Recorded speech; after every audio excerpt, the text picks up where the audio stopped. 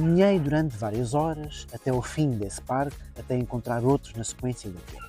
Normalmente, delicio-me durante estas caminhadas, que não me levam a parte nenhuma, que me permitem ouvir uma grande mistura de vozes desconhecidas e muitas vezes imperceptíveis, que me ajudam a olhar para as pessoas que estão naqueles locais, quer em visita, quer com maior caráter de permanência, e a tentar descortinar-lhes qualquer segredo da cidade, ou do jardim, ou do parque em que me encontro.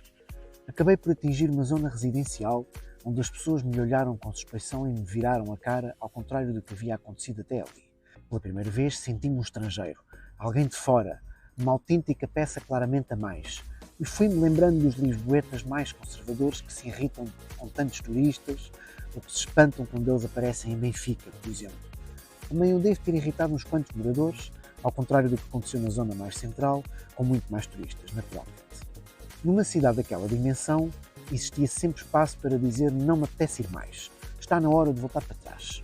O mesmo não aconteceu em Burgos, por exemplo, em que com alguma facilidade se podia atingir o fim da localidade, ou de uma rua, como uma espécie de meta, e então empreender no regresso. Voltei, portanto, para trás, a certa altura, com uma espécie de sentimentos mistos, muito comuns em mim durante as viagens.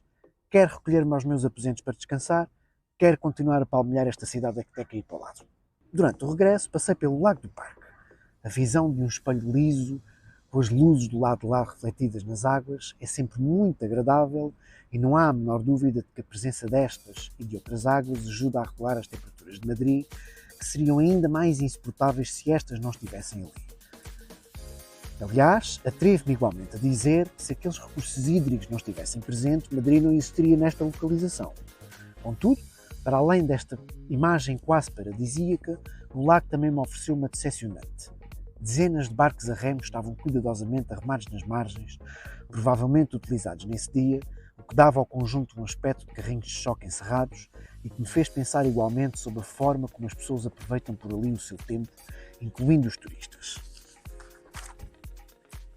A caminho da pensão, bastante cansado, subi outra avenida desconhecida e passei por uma rotunda com um bonito monumento composto por 3 arcos imponentes e justapostos uns aos outros, que era chamada Puerta de Alcalá. Percebi depois que a minha primeira visão me enganara, naquela noite madrilena.